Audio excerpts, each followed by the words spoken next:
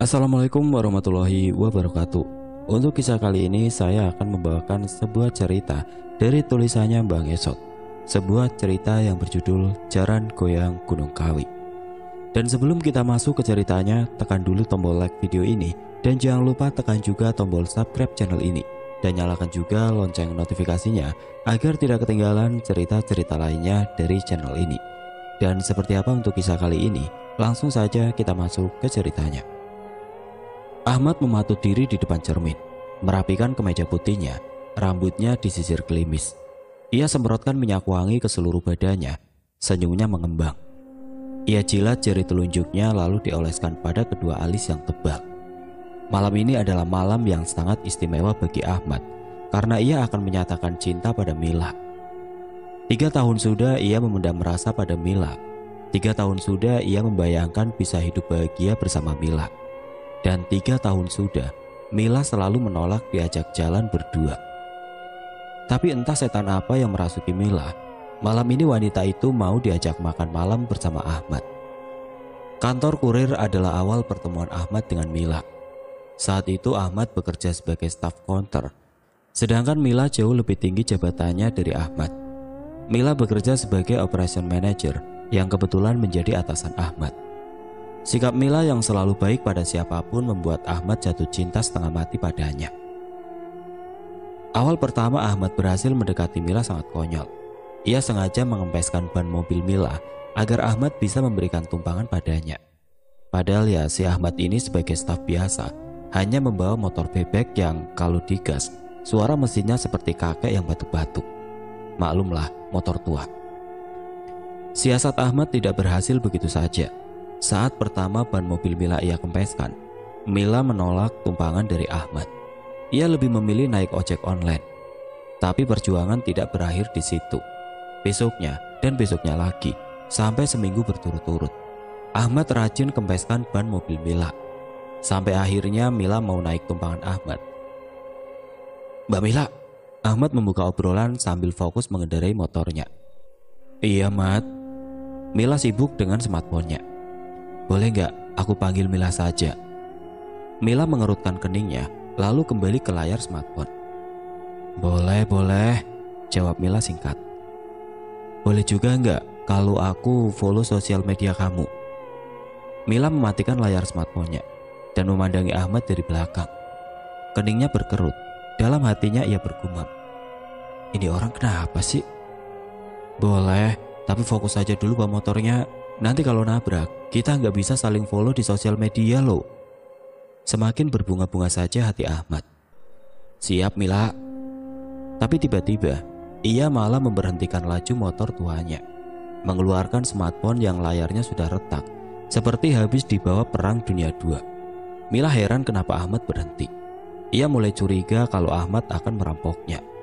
Wah, atau jangan-jangan dia akan jadi korban pelecehan seksual.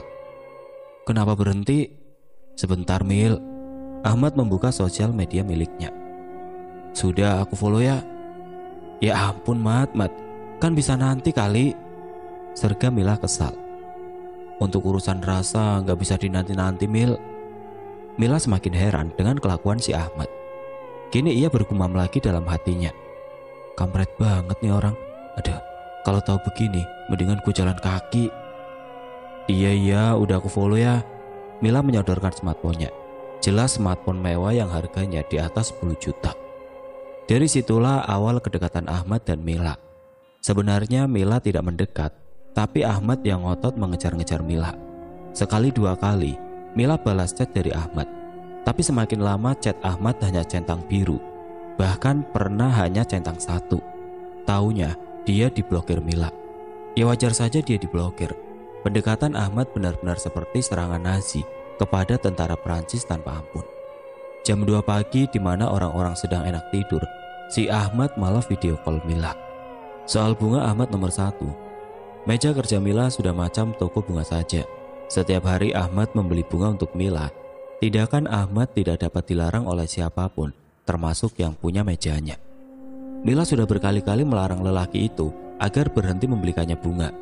Tapi si Ahmad ini memang bebal. Cinta sudah membutakannya. Ia ingin menjadi lelaki yang romantis. Namun yang ada, malah Mila tambah jijik padanya. Bukan hanya di kantor saja, Mila juga diteror di rumahnya. Sudah tidak terhitung berapa jumlah boneka dan bunga yang ia buang setiap harinya. Bahkan kalau malam minggu, si Ahmad ini sengaja apel ke rumah Mila. Tidak tahu malu, tapi memang jatuh cinta bisa memusnahkan rasa malu. Setiap hari Ahmad mengajak Mila jalan bareng dan selalu ditolak. Makanya, malam ini adalah malam yang paling bahagia buat Ahmad. Karena akhirnya, Mila mau diajak jalan bareng. Selesai mematut diri, ia mengunci pintu kamar kosnya, kemudian menyalakan mesin motor butut miliknya. Seketika asap kental keluar dari knalpot motornya. Seperti seorang kakek yang terbatuk-batuk, motor itu berjalan perlahan meninggalkan asap yang memenuhi jalanan. Di restoran, Mila sudah lebih dulu datang. Ia duduk sambil memainkan smartphone ditemani segelas jus mangga. Mila memang sosok wanita yang cantik dan sedap dipandang. Tubuhnya langsing, rambutnya tergerai indah sebahu, wajahnya oval, matanya sipit, ada lesung pipi di sebelah kanan. Kulitnya putih dan tubuhnya selalu harum parfum mahal. Selang beberapa saat, Ahmad datang sambil melambaikan tangan. "Mila." Dari pintu masuk restoran, ia memanggil nama Mila dengan sangat keras, sehingga membuat para pengunjung melirik kepadanya. Mila menggelengkan kepala, semakin kesal saja dia. "Maaf, aku telat. Kamu udah nunggu lama?" "Lumayan," jawab Mila singkat dan ketus. Seorang pelayan mendekati mereka sambil membawa buku menu. "Ada yang bisa saya bantu, Pak?" tanya pelayan itu. Ahmad meraih buku menu dan langsung memesan sebuah steak dan jus lemon. "Kamu mau pesan apa, Mil?" "Enggak, kamu aja, Mat. Aku udah." Setelah pelayan itu pergi, Mila mulai membuka obrolan. "Jadi gini, Mat. Aku mau nikah, jadi please jangan gangguin aku lagi ya." Ibarat kota Berlin yang dibom habis-habisan oleh tentara Uni Soviet. Hati Ahmad hancur berantakan. Ahmad terdiam, tidak bisa menjawab apa-apa. Kedua matanya terbuka, tapi tatapannya mati. Dadanya sesak seperti baru saja ada duri yang telah ditelannya. "Please banget ya, Mat. Aku hargai perjuangan kamu sama ini. Tapi kali ini aku minta kamu berhenti. Masih banyak wanita yang lebih baik dari aku. Dan aku yakin kamu orang baik, akan mendapat wanita baik juga." "Aku cinta kamu, Mil." "Aku tahu, tapi aku gak bisa. Jadi mulai detik ini jangan pernah ganggu aku lagi." Mila pamit begitu saja dari hadapan Ahmad yang tertunduk lesu. Sebuah stik dihidangkan di atas meja. Ahmad tidak memakannya. Selang beberapa menit setelah Mila pergi, Ahmad bangun dan berjalan ke kasir. Makanannya masih utuh. "Berapa, Mbak?" "Semuanya jadi 700.000 rupiah." Ahmad tertunduk lagi. Uangnya tidak cukup. "Aku ada uang 300.000. Boleh nggak aku tinggal KTP dulu, nanti besok aku bayar." Kasir itu memanggil atasannya dan menjelaskan permasalahan Ahmad. "Iya, Pak, tinggalin aja KTP-nya," kata seorang lelaki sambil tersenyum ramah. Di jalan pulang, Ahmad melamun. Ia masih tidak menyangka kalau Mila akan secepat itu menikah. Ia bahkan tidak pernah tahu kalau Mila punya pacar. Motor bututnya melaju dengan kecepatan normal, tapi tiba-tiba saja seekor kucing hitam melintas di hadapannya.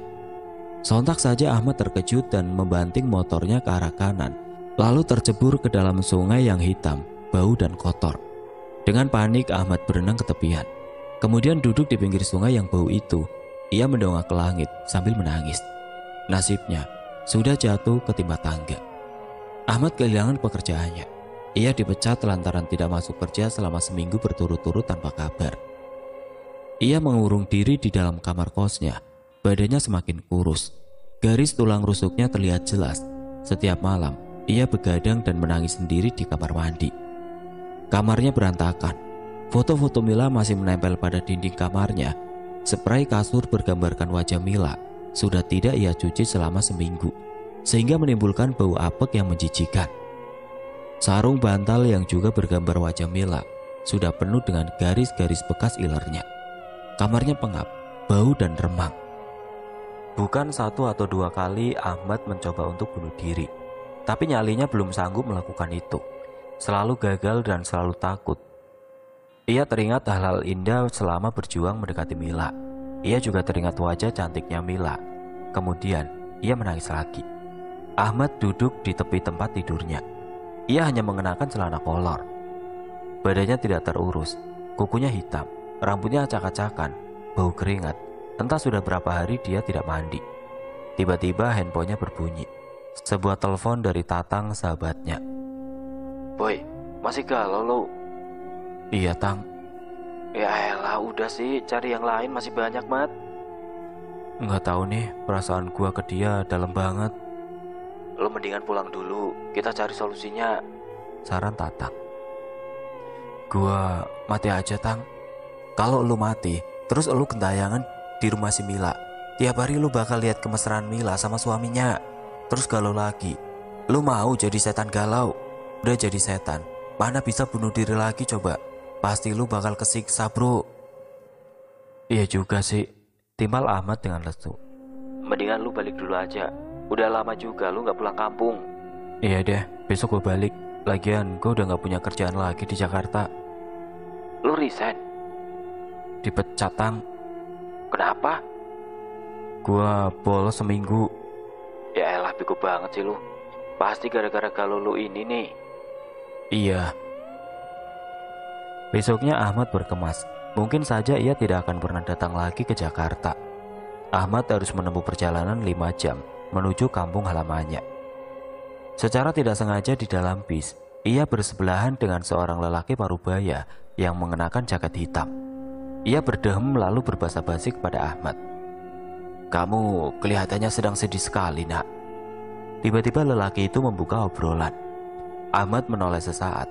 Ia tidak menjawab, hanya tersenyum tipis. Biasanya, kalau anak muda sepertimu sedih kayak gini, ya pasti urusan cinta.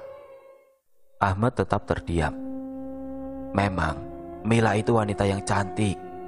Lanjut lelaki parubaya di sampingnya. Ahmad seketika terkejut bukan kepalang. Dari mana lelaki itu tahu tentang Mila? Bapak tahu Mila dari mana? Bis yang mereka tumpangi melintasi jalan rusak sehingga bergoyang-goyang. Ahmad berpegangan ke kursi di depannya sambil terus menatap lelaki misterius di sampingnya. Begini, Abah punya pelet jitu, dan kalau kamu mau, silakan datang saja ke kampung Situ Gede. Abah tinggal di sana. Ahmad mengerutkan keningnya. Panggil saja aku Abah Kuwir. Abah Kuwir memberhentikan laju bis. Ia sudah tiba di tujuannya. Aku turun di sini. Abah belum jawab. Dari mana Abah tahu tentang Mila? Bukan hanya sekedar tahu, tapi aku bisa membuatnya jatuh cinta kepadamu, Ahmad. Belum terjawab satu pertanyaan, kini Ahmad semakin dibuat kebingungan. Dari mana Abah Kuwir tahu kalau namanya adalah Ahmad? Jadi gitu, Tang. Ahmad menceritakan pertemuannya dengan Abah Kuwir. Sakti sekali Abah Kuwir itu. Tatang berdesak kagum. Apa gua datangin dia saja ya? Coba saja, siapa tahu ada solusinya. Tatang mencomot pisang goreng dan memakannya. Pagi ini Ahmad berkunjung ke rumah Tatang. Mereka duduk di atas bangku rotan di beranda rumah Tatang. Antar gue ya? Kapan? Besok. Kalau Abah Kuwir ngasih lu ilmu pelet, emang lu mau? Tanya Tatang. Ahmad bergeming. Apa boleh buat? Gue masih cinta sama Mila. Ahmad meraih segelas air dan meminumnya. Pokoknya Mila harus jadi milik gue. Keesokan harinya berangkatlah mereka berdua ke kampung Situ Gede menggunakan mobil milik Tatang. Di perjalanan mereka sempat nyasar lantaran sulit menemukan lokasi kampung Situ Gede. Beberapa kali mereka menanyakan keberadaan kampung itu kepada orang-orang di pinggir jalan. Setiap orang yang ditanyai, mereka hanya dikasih tahu agar tetap jalan lurus saja ke arah barat. Tidak terasa malam pun jatuh. Mereka berdua akhirnya tiba di kampung Situ Gede. Kampungnya sepi, tidak ada lalu lalang orang di jalan. Lampu-lampu rumah warga menyala, tapi tidak satu orang pun yang bisa Ahmad temui di beranda rumah mereka. Mobil yang mereka kendarai melintasi jalan berlubang. Cahaya lampu mobilnya berayun-ayun. Senyum Ahmad mengembang saat melihat seorang lelaki melintas di hadapan mobil. Segera Tatang menginjak rem. Pak, mau tanya, rumah Abah Kuwir di mana ya? Oh, Abah Kuwir, itu di sana. kata lelaki kurus itu. Ia mengenakan kaos putih dengan sarung yang diselempangkan. Oke, terima kasih banyak Pak, kata Ahmad. Mereka melihat sebuah rumah panggung yang disinari lampu 5 watt. Seekor anjing yang sedang tertidur pulas di kolong rumah terbangun mendengar kedatangan mereka. Seketika anjing itu menggonggong lantaran bertemu dengan orang asing. Ahmad dan Tatang keluar dari mobil. Mereka kemudian berjalan kaki menuju rumah Abah Kuir. Permisi Bah. Ahmad mengetuk pintu. Tanpa diduga-duga yang membukakan pintu adalah seorang wanita muda yang mengenakan baju kebaya. Rambutnya dikonde, tubuhnya gemulai. Wajahnya cantik oriental seperti wajah wanita Korea. Mohon maaf, malam-malam mengganggu. Kami mau tanya, apakah ini rumah Abah? Tatang berpikir, mengingat-ingat nama orang sakti itu. Kuir Mbak, Abah Kuir, potong Ahmad. Oh Abah, sebentar ya, kata wanita cantik itu. Ia kemudian masuk ke dalam sebuah kamar. Kamar itu tidak ada daun pintunya, hanya ditutupi sebuah kain putih. Sesaat kemudian Abah Kuir muncul dari dalam kamar. Ia melayangkan senyum pada Ahmad dan Tatang. Walah, kamu yang dibus ya? Abah Kuir menyuruh mereka untuk masuk. Penampilan Abah Kuir sangat sederhana. Ia mengenakan kaos partai yang sudah lusuh dan kain sarung yang ujungnya melinting saking usangnya. Ruang tamu Abah Kuir kosong melompong. Tidak ada perabotan apapun. Ahmad hanya melihat sebuah golok yang berukuran sekitar 1 meter dibungkus dengan kain putih terpajang pada dinding bilik. Abah Kuir menggelar tikar pandan, kemudian menyuguhkan seteko air putih. Jadi maksud kedatangan saya ke sini, Ahmad langsung ke topik pembicaraan. Abah tahu. Lagi-lagi Abah Kuir memotongnya. Ahmad kembali terkejut. Teman kamu bisa tunggu di luar dulu saja, pinta Abah Kuir. Tatang kemudian bangkit dan berjalan keluar. Sebelum beranjak, ia sempat berbisik kepada Ahmad. Semangat bro. Abah Kuir lalu membuka tirai pintunya. Ahmad melihat isi kamar Abah Kuir. Hanya ada sebuah meja kecil dengan tumpukan kembang 7 warna di atasnya. Abah Kuir duduk sila. Ia bergumam membaca mantra-mantra pemanggil jin. Sesaat kemudian ia keluar dari kamarnya, menyerahkan secari kertas dan sebotol kecil air putih. Ini ajian jaran goyang.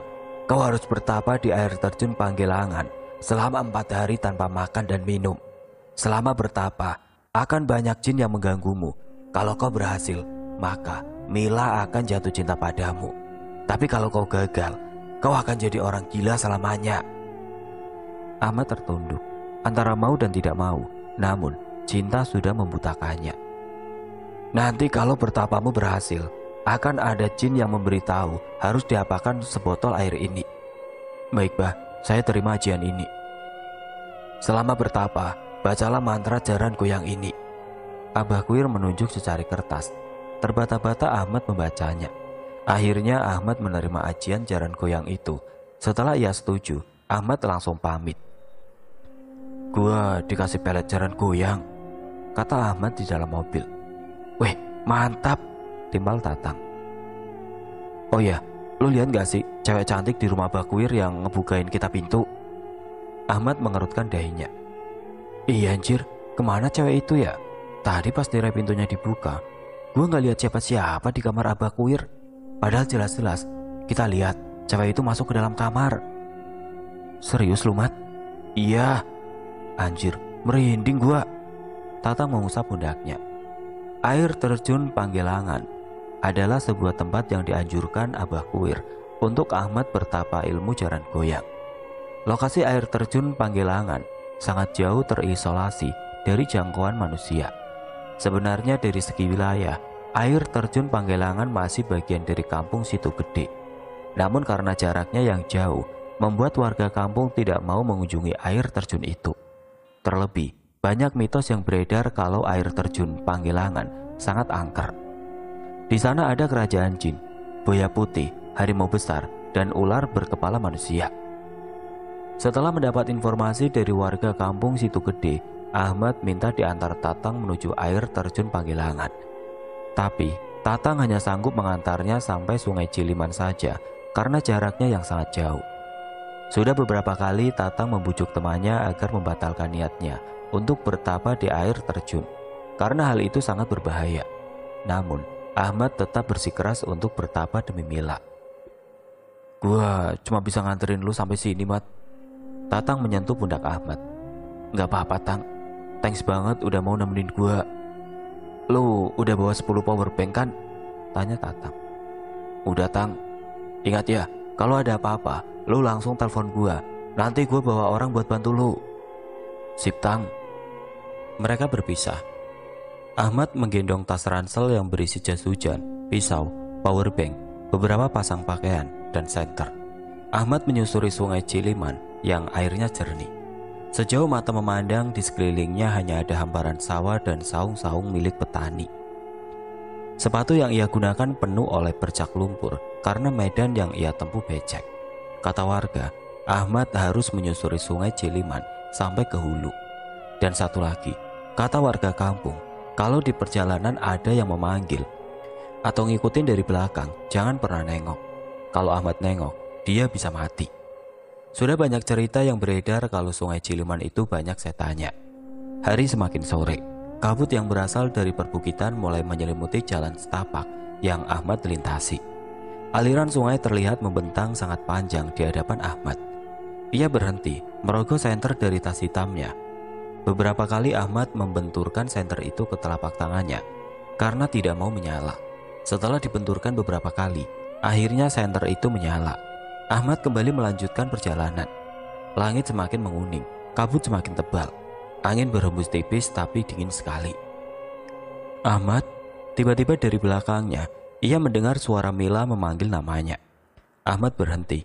Ia ingat kata warga kampung Situ Gede, jangan pernah menoleh ke belakang kalau ada yang manggil, sebab itu pasti setan. "Ahmad, mau kemana?" Jelas itu suara Mila. Ia kembali melanjutkan langkahnya. Ia berusaha sekuat hati agar tidak menoleh ke belakang. Kemudian ia mendengar suara langkah kaki mengikutinya dari belakang. Tapi Ahmad tetap berjalan tanpa menoleh dari belakang. Parfum Mila menguar tiba-tiba. Ahmad sangat kenal aroma parfum mahal itu. Namun ia yakin yang mengikutinya di belakang bukanlah Mila. "Ahmad, main yuk," ajak suara yang menyerupai Mila sambil terus mengikuti dari belakang. Namun ia tetap tidak menoleh dan malah mempercepat langkahnya. Perjalanan masih jauh, sangat jauh. Ahmad terus diikuti sosok yang menyerupai Mila. Dan tepat di atas kepala Ahmad, melayang sesosok kuntilanak mengikutinya. Ahmad tahu itu, tapi pandangannya tetap lurus ke depan.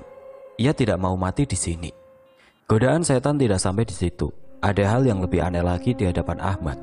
Ia melihat sosok yang menyerupai dirinya sedang berdiri menghadap sungai. Sosok itu mengenakan baju yang sama persis dengan yang digunakan Ahmad. Seketika Ahmad tertunduk saat melewati sosok itu. Suara jangkrik bersautan dengan suara katak. Ahmad mempercepat langkahnya. Ia menarik jam tangan. Sudah jam 11 malam, langkahnya tidak boleh berhenti karena sosok wanita yang menyerupai Mila terus mengikutinya dari belakang. Ia bahkan dapat mendengar dengan jelas gemercik langkah kaki menginjak tanah becek. Tidak sekalipun Ahmad menoleh ke belakang, pandangannya tetap lurus ke depan. Sudah tidak ada persawahan, sejauh mata memandang hanya hamparan rumput ilalang yang rimbun dan lebat. Tidak ada lagi jalan setapak, kedua kakinya menerjang-nerjang rumput liar. Ia terus mengikuti sungai agar sampai ke hulu. Dari kejauhan ia mendengar suara gemuruh air terjun. Segera Ahmad berlari kecil menghampiri air terjun itu. Ia mendongak, memperhatikan air terjun yang menjulang tinggi. Cahaya senter disorotkan pada air terjun itu. Gemuruh airnya terdengar sangat deras. Baju Ahmad basah kuyup terkena cipratan air terjun. Di atas sebuah batu, Ahmad duduk sila. Mantra jaran goyang yang diberikan Abah Kuir sudah ia hafal di luar kepala. Kedua tangannya bersedekap di perut, kepalanya mendongak ke atas air terjun. Bibirnya merapalkan mantra jaran goyang sambil membayangkan wajah Mila. Sepanjang hari, sepanjang malam, Ahmad bertapa tanpa minum dan makan di bawah air terjun itu. Ia digoda oleh setan penghuni air terjun. Terkadang selama bertapa ada yang meniup kupingnya, ada yang memanggil namanya. Suara itu mirip Tatang dan terkadang ada juga yang mirip dengan Mila. Tapi Ahmad tahan dari godaan itu. Ia tetap fokus merapalkan mantra jaran goyang sambil membayangkan wajah pujaannya. Hingga tepat di hari terakhir Ahmad bertapa, ia membuka matanya. Seorang wanita berparas amat cantik mengenakan pakaian adat Bali muncul dari balik air terjun. "Pulanglah, tapamu kuterima," kata wanita itu sambil tersenyum. "Apa yang harus aku lakukan, Nyai?" Tubuh Ahmad semakin kurus setelah bertapa selama 4 hari tanpa makan dan minum. Badannya lemas, kedua matanya sayu, suaranya serak. "Taburkan air yang diberikan Abah Kuir di belakang rumah Mila, lalu baca mantra jaran goyang, tiupkan ke rumahnya." Ahmad tertunduk, ia memperlihatkan rasa hormat yang amat tinggi pada sosok gaib di hadapannya. "Baik, terima kasih Nyai." Kemudian wanita itu menghilang kembali. Pertapaannya sudah selesai. Sekarang Ahmad sangat lapar dan haus. Bergegas ia lompat dari atas batu, menceburkan diri ke dalam air. Ia minum air itu sepuasnya. Saat menyelam, ia melihat sekelompok ikan mas yang sedang berenang santai di dekat bebatuan. Dengan mudah saja Ahmad dapat menangkap ikan itu, lalu memakannya mentah-mentah. Malam itu Mila duduk di tepi tempat tidurnya. Ia sedang memilih-milih gaun untuk pernikahannya yang akan digelar sebentar lagi. Buku katalog gaun pernikahan ia amati lembar demi lembar. Sesekali bibirnya yang tipis tersenyum kagum melihat gaun yang mewah dan indah. Beberapa saat kemudian smartphone-nya berbunyi. Ternyata dari Agus, calon suaminya. "Iya sayang," sapa Mila. Gimana? Udah ketemu gaun yang kamu suka? "Belum, aku bingung milihnya, semuanya bagus banget." Kamu emang sukanya warna apa? Tanya Agus. Mila kembali membuka lembaran katalog gaun. "Biru sih," jawab Mila. Itu bagus juga, cocok sama kamu. Saat Mila sedang membuka lembaran katalog, sontak saja punggungnya seperti ada yang menendang dari belakang. Tubuhnya terpental ke lantai, ia tidak bisa berteriak saking sesaknya. Hantaman dari punggungnya sangat terasa sampai ke dada. Ia tidak tahu apa yang terjadi kepadanya. Ingin ia berteriak meminta tolong, tapi lidahnya keluh. Tidak sepatah kata pun dapat ia ucapkan. Sementara itu di belakang rumah Mila, Ahmad sudah menaburkan air pemberian Abah Kuir. Bibirnya bergetar melafalkan mantra jaran goyang. "Turu ing meneng, ayo turu, lan ojo siaga nganti sampean tresno karo aku. Iblis nderek sampean, lan jaga hatimu kanggo aku. Iki ilmuku, si jaran goyang." Ahmad meniupkan ke arah rumah Mila. Seketika Mila berteriak kesakitan, matanya melotot ke atas. Kedua tangannya memegangi leher seolah sedang tercekik sesuatu. Kakinya bergerak-gerak tidak karuan. Suara Agus di handphone terdengar panik, memanggil-manggil Mila. Saat kedua orang tuanya menghampiri Mila dengan panik, wanita cantik itu sudah pingsan. Tubuhnya lunglai seperti habis disiksa. Semenjak kejadian aneh beberapa hari lalu, sikap Mila berubah. Ia menjadi sangat pendiam, sering melamun sendiri, dan jarang mau makan. Kedua orang tuanya sudah membawa Mila ke dokter, tapi setelah diperiksa, Mila dalam keadaan baik-baik saja. Dokter hanya memberinya vitamin penambah nafsu makan. Kepada ibunya, Mila bercerita kalau ia pernah bermimpi didatangi perempuan cantik berpakaian adat Bali. Mila dibawa oleh perempuan itu ke sebuah air terjun yang sangat tinggi, kemudian disuguhkan berbagai macam makanan enak. Wanita itu sangat ramah dan murah senyum. Bukan hanya sekali, mimpi itu datang dalam tidur Mila. Sudah 3 kali Mila bermimpi hal yang sama. Setiap menjelang maghrib, tubuh Mila mendadak panas dingin. Wajahnya pucat, keringat bercucuran dari tubuhnya. Setiap tidur ia juga sering mengigau. Pernah suatu ketika ibunya mendengar Mila mengigau dengan memanggil-manggil nama Ahmad. Bila sudah seperti itu, Satira, ibunya Mila, pasti membangunkan anaknya. Sekitar jam 2 pagi Satira terbangun karena mendengar suara Mila sedang bernyanyi. Ia membangunkan suaminya. Sayangnya lelaki itu susah sekali dibangunkan. Beranjaklah Satira dari tempat tidurnya dan berjalan menuju kamar Mila. Pintu kamar Mila tidak dikunci, bahkan terbuka sedikit, sehingga Satira bisa mengintip dari celah pintu. Satira melihat Mila sedang duduk menghadap ke jendela. Juga ada seorang wanita berpakaian adat Bali sedang menyisir rambut Mila. Satira terkejut melihatnya. Ia menutup mulut dengan telapak tangan. kemudian berlari kembali ke kamarnya untuk membangunkan suaminya. "Pah, bangun, Pah." Ia mengguncangkan tubuh suaminya. Masih dalam keadaan mengantuk, Parman, suami Satira, bangun sambil memincingkan mata. "Ada apa sih, Ma?" "Ada orang asing di kamar Mila." "Ah, jangan-jangan maling." Parman terkejut mendengar perkataan istrinya. "Gak tahu, Pak, tapi ini perempuan pakai kebaya gitu, lagi nyisirin rambut anak kita." Perlahan mereka berdua menuju kamar Mila. Tapi saat mereka cek, pintu kamar Mila terkunci. Tidak ada lagi suara Mila bernyanyi. Karena penasaran, Parman mengetuk pintu kamar anaknya. "Mila, Nak," panggil Parman. "Iya, Pak," jawabnya dari dalam kamar. Suaranya parau, terdengar seperti masih mengantuk. Pintu kamar dibuka perlahan. Muncullah Mila dengan wajah kantuk dan rambut acak-acakan, seperti baru bangun tidur. Parman dan Satira masuk ke dalam kamar, memeriksa seluruh ruangan, termasuk kolong ranjang dan lemari pakaian.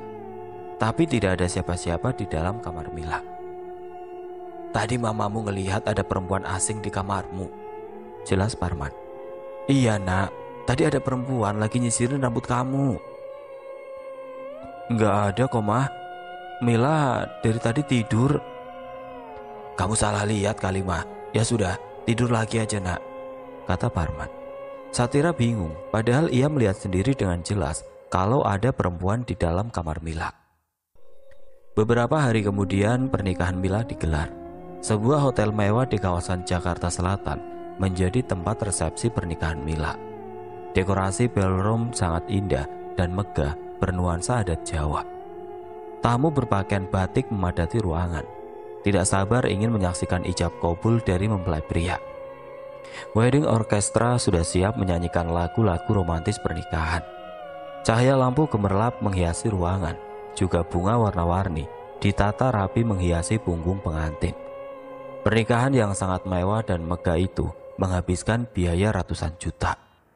Maklum, Agus adalah seorang pengusaha sukses. Jadi dia ingin pesta pernikahannya dihelat semegah mungkin. Musik orkestra dimainkan. Suara saksofon melengking-lengking terdengar syahdu. Seorang vokalis wanita menyanyikan lagu Celine Dion, Because You Love Me. Datanglah Mila mengenakan gaun pengantin berwarna putih, berjalan anggun sambil tersenyum. Didampingi ayah dan ibunya, sedangkan di belakangnya, para wanita cantik berpakaian putih mengawal sambil membawa bunga. Juga ada 3 anak kecil yang imut-imut, ikut mengawal Mila dari belakang. Gaun pengantin Mila tergerai ke lantai, memanjang hingga 2 meter. Agus sudah menunggunya di meja ijab kabul.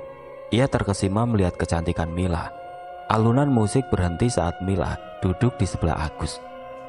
Seorang penghulu tersenyum ramah kepada kedua mempelai. Penghulu bertanya pada bapaknya Mila, apakah bersedia kalau ia diwakilkan untuk menikahkan Mila. Parman mengangguk. "Sudah siap, Nak Agus." "Iya, Pak." Sebuah mikrofon didekatkan ke penghulu. Tangan Agus dijabat erat. "Wahai Agus bin Darmain, aku nikahkan dan kawinkan engkau kepada Mila binti Parman dengan emas kawin 30 gram. Dan seperangkat alat sholat dibayar tunai. Saya terima nikah dan kawinnya Mila binti Parman dengan mas kawin." "Ah!" Tiba-tiba Mila berteriak kencang. Suasana berubah mencekam. Kedua tangannya memegangi kepala, bola matanya putih semua. Semua orang dalam ruangan panik melihat Mila mengamuk. Gaun pengantinnya acak-acakan, make upnya pudar. 2 orang memegangi lengan Mila, tapi semuanya terpental. Entah apa yang terjadi, tiba-tiba saja tubuh Mila sangat kuat dan tidak bisa ditahan oleh siapapun. Ia bahkan menyerang penghulu, hingga pipi penghulu berdarah karena dicakar kuku Mila. "Batalkan pernikahan ini!" teriak Mila sambil terus mencakar wajah penghulu. Ia meraih sebuah vas bunga dan membenturkannya tepat di kepala penghulu. Darah segar seketika mengucur dari kepalanya. Semua orang berteriak panik, lalu berhambur keluar ruangan. Bapak penghulu terkapar pingsan akibat benturan itu. Mila mendongak lalu menunjuk ke atas. Tepat di ujung ruangan, terlihat sosok wanita melayang di atas sambil tersenyum ke arah Mila. Wanita itu mengenakan pakaian adat Bali. Semua orang ketakutan melihat penampakan sosok makhluk itu di siang bolong. Pernikahan yang tadinya hikmat, kini berubah mencekam. Semua tamu kabur ketakutan, sementara penghulu terkapar berlumur darah. Setelah mengamuk, Mila dibawa ke rumah sakit. Selama 3 hari ia tidak sadarkan diri. Ketika sadar, ia bersikeras ingin pernikahannya dibatalkan. Alasannya sederhana, ia tidak lagi mencintai Agus. Walau pihak keluarga sudah membujuk Mila habis-habisan, tapi keputusan Mila sudah bulat kalau ia tidak mau pernikahannya dilanjutkan.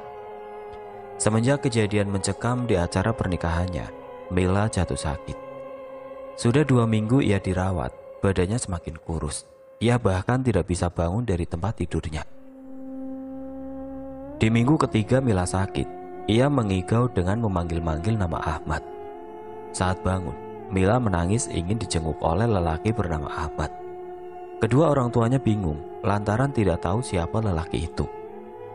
Mila minta diambilkan smartphone-nya, kemudian dia mengirim direct message pada Ahmad, mengabarkan kalau dia sedang sakit. Di kampung, Ahmad sedang bersantai sambil memakan pisang goreng hangat di beranda rumahnya. Seekor burung kacer yang dipajang di depan rumahnya berkicau merdu. Sesekali Ahmad bersiul menimpali kicauan burungnya. Asia, ibunya Ahmad, muncul dari dalam rumah sambil membawa sebotol air dingin dan menyuguhkannya pada Ahmad. Kalau kamu di rumah terus ibu nyaman nak, jadi ada yang nemenin setiap hari. Bapak kan udah gak ada, dan kamu anak ibu satu-satunya. Saran ibu sih, cari kerjaan di kampung saja. Asia duduk di samping Ahmad. Aku kerja apa ya bu? Bertani saja nak. Sawah dan ladang warisan mendiang bapakmu kan banyak. Selama ini yang urus orang lain saja. Barangkali kalau kamu yang urus, hasilnya akan lebih bagus. Asia tersenyum pada anaknya. Ahmad mengangguk. Ia meraih smartphone-nya, iseng saja membuka sosial media. Sontak kedua matanya membelalak. Hatinya sangat bahagia karena mendapat pesan dari Mila. Aku gak jadi bertani bu. Kenapa? Aku mau kawin saja. Ahmad memeluk ibunya sambil bersorak bahagia. Besok aku ke Jakarta. Ngapain? Jenguk calon istriku. Walah, kamu gak pernah cerita ke ibu kalau punya pacar. Doakan ya bu. Wajah Ahmad berbinar sambil memegangi kedua tangan ibunya. Besoknya pagi sekali Ahmad berangkat dari rumahnya. Ia tidak sabar ingin bertemu dengan Mila. Ilmu jaran goyang memang sangat ampuh. Ahmad tidak menyangka kalau Mila mengirim pesan padanya. Seperti biasa, Ahmad membawa bunga yang ia petik sendiri dari kebunnya. Berharap kali ini Mila mau menerima bunga itu dengan senang hati. Sesampainya di rumah sakit, Mila sangat bahagia melihat kedatangan Ahmad. Seperti anak kecil yang baru dibelikan mainan kesayangan, bunga yang dibawa Ahmad diterima dengan baik oleh Mila. Bahkan bunga itu tidak lepas dari pelukannya. Tatapan Mila pada Ahmad sekarang berubah menjadi tatapan kasmaran. Ahmad gugup dibuatnya. Mila tidak mau ditinggal. Ia meminta Ahmad menemaninya sampai sembuh. Lebih gila lagi, tiba-tiba Mila melontarkan perkataan yang mengejutkan. Kalau aku sudah sembuh, nikahin aku ya. Bapak dan ibu Mila terkejut. Parman curiga kalau anaknya kena pelet.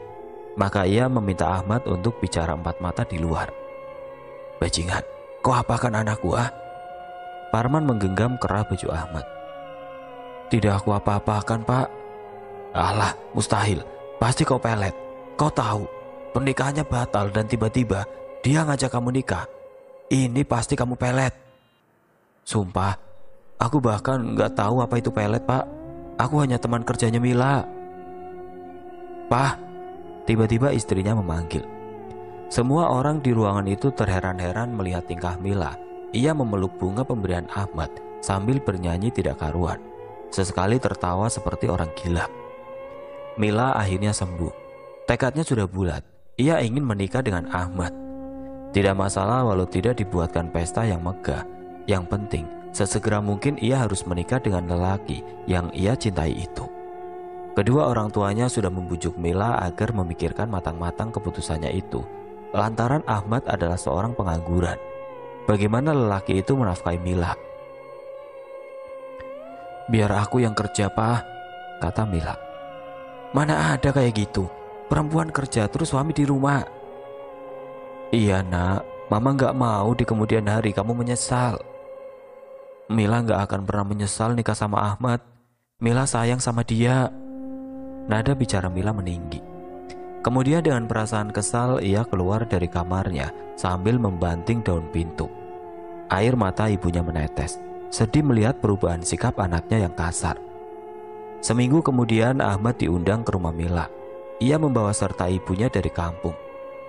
Uang cash 30 juta hasil menjual tanah disiapkan Ahmad untuk modal menikah. Ahmad dan ibunya terkesima melihat kemegahan rumah Mila. Lantainya terbuat dari marmer, cat tembok putih, lampu hias besar, patung-patung ala Romawi terpajang di setiap sudut ruangan. Anak tangga menjulur indah, menjadi tanda kalau rumah Mila itu bertingkat. Mereka kemudian duduk di atas sofa mewah. Ibu dan bapaknya Mila memasang wajah kesal. Anak saya ingin sekali menikah dengan anak ibu. Parman, bapaknya Mila, membuka obrolan. Sama Pak, anak saya pun seperti itu. Mila dari atas tangga tersenyum memandang ke arah Ahmad. Lelaki itu menyadarinya. Ia membalas senyuman Mila. Namun seketika Ahmad terkejut saat melihat sosok wanita dengan wajah pucat berdiri di belakang Mila. Wanita itu adalah Nyai yang ia temui di air terjun Panggelangan saat bertapa. Ahmad seketika tertunduk. Kami hanya punya 30 juta untuk modal menikah. Parman menahan kekesalannya. Dalam hatinya bergumam. Uang 30 juta laku sama apa? Dasar miskin. Namun Parman tidak tega kalau sampai mengucapkan caciannya. Sebenarnya uang 30 juta tidak cukup, Bu, kalau untuk menikah di kota, serga ibunya Mila. Cukup kok. Tiba-tiba Mila yang berdiri di atas tangga memotong obrolan. Kita nikah di rumah aku saja, gak usah mengundang orang lain juga gak jadi masalah, asal sah saja, asal kita bersama. Kamu pasti pelet anakku, Parman menunjuk Ahmad. Pak, jangan sembarangan ya kalau ngomong. Asia tidak terima anaknya dituduh macam-macam. Sudah Bu, Ahmad menahan ibunya yang naik pitam. Pokoknya aku mau menikah dengan Ahmad, titik, serga Mila. Saat mereka sedang berdebat, tiba-tiba saja seekor kucing hitam muncul dari atas anak tangga. Kedua orang tua Mila heran, sebab di rumah itu mereka tidak pernah memelihara kucing. Kucingku Blacky, sini Blacky ke ibu. Mila menggendong kucing hitam itu sambil mengelus-ngelus bulunya. Sejak kapan kamu bawa kucing ke rumah ini, Mila? Tanya Parman. Mila tidak menjawab. Ia malah menimang-nimang kucing dalam pelukannya dengan penuh kasih sayang. Blacky lapar sayang, ayo makan yuk. Mila beranjak ke dapur sambil menggendong kucingnya. Kedua orang tuanya menggelengkan kepala. Mereka lelah dengan sikap Mila yang semakin hari semakin aneh. Tidak ada pesta meriah. Pernikahan Mila digelar di dalam rumah secara tertutup. Hanya ada penghulu, kedua mempelai, orang tua mempelai, dan beberapa orang saksi. Setelah ijab kabul selesai, Mila minta pisah rumah dengan orang tuanya. Ia minta kunci villa yang ada di Bogor. Awalnya kedua orang tua Mila tidak setuju, tapi Mila tetap keras kepala ingin pisah rumah. Ia ingin hidup bebas bersama suaminya. Setelah memohon berkali-kali, akhirnya Parman memberikan kunci villa itu. 3 hari kemudian Mila mengemas barang-barangnya. Ia juga membawa serta kucing hitam kesayangannya. Sungguh aneh, tidak ada raut kesedihan di wajah Mila saat hendak berpisah dengan kedua orang tuanya yang selama ini membesarkannya. Berbeda dengan ibunya yang sedari tadi sudah menangis terseduh-seduh sebab akan melepas anak satu-satunya. Setiap bulan kami pasti pulang, Mah, kata Ahmad. Satira mengangguk. Besar harapannya semoga pernikahan anaknya itu bahagia. Untuk jaga-jaga, Satira memberikan sebuah kartu ATM yang berisi 20 juta rupiah supaya anaknya tidak sengsara di bawah Ahmad. Mengingat Ahmad masih menganggur. Mereka berdua diantar sopir pribadi keluarga Mila ke Bogor. Mobil yang ditumpangi Ahmad dan Mila menempuh 2 jam perjalanan dari Jakarta. Di sepanjang jalan, Mila sibuk memberikan makan kucing kesayangannya. Dulu sebelum terkena pelet jaran goyang, Mila bukan pecinta kucing. Ia bahkan jijik kalau melihat kucing. Dan sekarang entah dari mana kucing hitam itu didapatkannya, Mila malah menjadi penggemar kucing. Tepat samping Mila, Ahmad memandangi istrinya itu. Ia tidak mengira kalau jaran goyang sangat ampuh membuat Mila jatuh cinta setengah mati padanya. Dulu ia hanya bisa berandai-andai menjadi suami Mila, namun sekarang mimpinya menjadi nyata. Perempuan yang sangat ia cintai sudah menjadi istri sahnya. Ibarat bidadari yang diberikan Tuhan untuknya, Mila adalah segalanya bagi Ahmad. Mereka akhirnya tiba di sebuah villa. Tampak dari depan villa itu sangat terurus, sebab Parman membayar orang untuk merawat villa tersebut. Banyak pohon pinus mengelilingi sekitarnya, menjadikannya sejuk dan sedap dipandang. Ada 2 tiang penyangga utama di bagian depan villa. Dindingnya dicat warna krim, berpadu dengan warna putih yang terlihat elegan. Di depan halaman tumbuh rumput hias yang membentuk taman kecil. Juga ada sebuah patung anak kecil berpakaian Romawi terpajang di tengah-tengah halaman. Ahmad membuka pintu. Seketika ia terkesima dengan apa yang dilihatnya. Perabotannya lengkap, ada sofa, lemari, televisi, tempat tidur mewah. Pokoknya sangat lengkap. Ahmad merasa beruntung mengamalkan ilmu jaran goyang. Yang semula nasibnya buruk, sekarang ia merasa menjadi lelaki paling beruntung di dunia. Kejadian janggal mulai muncul saat malam tiba. Sebagai pengantin baru, malam pertama adalah malam yang paling berkesan bagi Ahmad. Sebelum melangsungkan malam pertama, ia mandi terlebih dahulu agar wangi. Sedangkan Mila masih sibuk bermain dengan kucing hitamnya di dapur. Sesekali Mila menciumi mulut kucing itu. Selesai mandi, Ahmad beranjak ke kamar. Di sana sudah ada Mila duduk di tempat tidur. Ahmad tersenyum, mengelus rambut Mila, lalu mencium pipinya. Malam pertama berlangsung dengan baik. Ia tidak kecewa dengan keperkasaannya. Sekitar 1 jam kemudian, Ahmad keluar dari kamarnya untuk mandi besar. Sementara Mila masih terkapar di atas tempat tidur. Saat hendak masuk ke dalam kamar mandi, ia mendengar suara Mila sedang bermain dengan seekor kucing di dapur. Segera Ahmad menghampirinya. Sayang, kucing kita lucu ya," kata Mila sambil tersenyum pada Ahmad. Ahmad menjatuhkan handuknya. Kalau Mila ada di dapur, lalu siapa yang bersetubuh dengannya barusan? Ahmad tidak mau memperpanjang keanehan yang ia alami kemarin, sebab tidak mau membuat istrinya takut. Jadi dia merahasiakan kejadian semalam. Kali ini dia mencoba untuk lebih hati-hati, selalu memastikan kalau yang sedang bersamanya adalah benar-benar Mila, bukan setan. Dari pagi Mila sibuk memasak sayur, goreng tempe, dan semur daging sapi. Ahmad mendekati Mila, lalu memeluknya dari belakang sambil mengecup pipi kanannya. Sesaat kemudian terdengar seseorang mengetuk pintu. "Tuh ada tamu," ujar Mila. Bergegas Ahmad membuka pintu. Terlihat seorang lelaki parubaya mengenakan kaos coklat dan celana panjang hitam berdiri di hadapannya. "Maaf Mas, nama saya Pak Budi. Saya yang suka jagain villa ini. Mau kasih tahu aja, kalau ada kerusakan atau atap bocor, Mas bisa hubungi saya ya," ujarnya. "Oh iya, mari masuk dulu. Kebetulan istri saya sedang masak banyak. Nanti kita makan bareng." Pak Budi dengan senang hati menerima tawaran Ahmad. Ia dipersilakan duduk di atas sofa. Segelas air putih disuguhkan. "Nama saya Ahmad, Pak. Saya tinggal sama istri di sini. Kami baru 1 malam di villa ini." "Saya senang. Villa ini ada yang isi. Jadinya saya ada teman ngobrol nantinya." Ahmad tertawa sambil mengangguk. "Oh ya, Pak Budi tinggal di mana?" "Pak Parman kebetulan membuatkan saya sebuah pos kecil yang bisa saya tempati. Nggak jauh dari sini, sekitar 2 kilometer.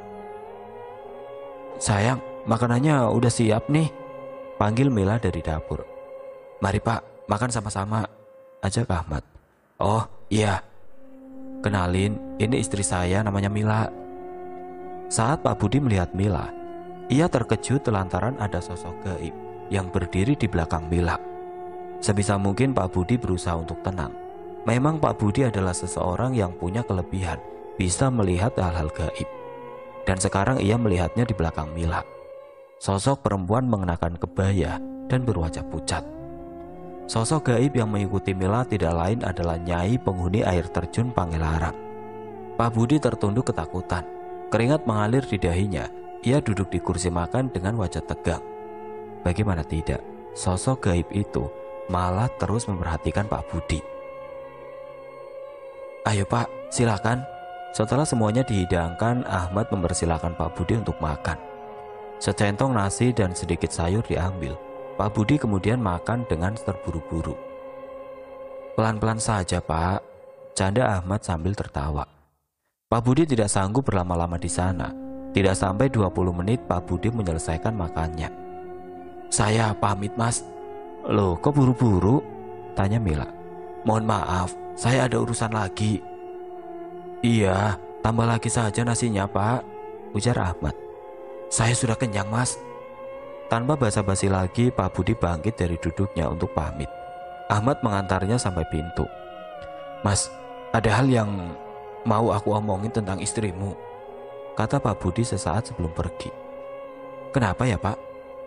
Belum rampung Pak Budi menjelaskan apa yang ia lihat, Mila muncul dari dapur beserta sosok gaib di belakangnya yang tersenyum mengerikan. Nanti saja Mas. Terbirit-birit Pak Budi pergi dari hadapan Ahmad. Halo nak, suamimu itu loh, udah dapat kerjaan belum? Suara dari seberang telepon terdengar bernada tinggi. Belum mah, tenang aja, uang dari mama masih cukup kok, kami gak boros. Mila duduk santai di atas sofa sambil mengelus-ngelus kucing hitamnya. Ya nggak bisa gitulah, suamimu harus kerja cari nafkah, jangan males-malesan gitu. Iya mas, suamiku juga lagi berusaha kok. Tahu sendiri, kerjaan di sini susah, nggak kayak di Jakarta. Oh ya, gimana sih Ahmad itu? Nggak kasar kan sama kamu? Enggak mah, dia baik kok. Kalau mau cerai, bilang mama aja, nanti mama urus ke pengadilan. Mila menampakkan wajah kesal. Enggak lama, orang aku cinta sama dia. Sekarang, di mana suamimu itu? Dia lagi cari kerjaan mah. Mila berbohong. Padahal Ahmad sedang berkunjung ke tempat Pak Budi. Ya sudah, kalau ada apa-apa, telepon mama ya. Iya mah, siap. Telepon ditutup. Mila kembali menimang-nimang kucing hitam kesayangannya. Oke teman-teman, sampai di sini dulu ceritanya. Nantikan kelanjutan kisah ini di video berikutnya. Agar tidak ketinggalan, klik tombol subscribe channel ini dan nyalakan lonceng notifikasinya. Wassalamualaikum warahmatullahi wabarakatuh.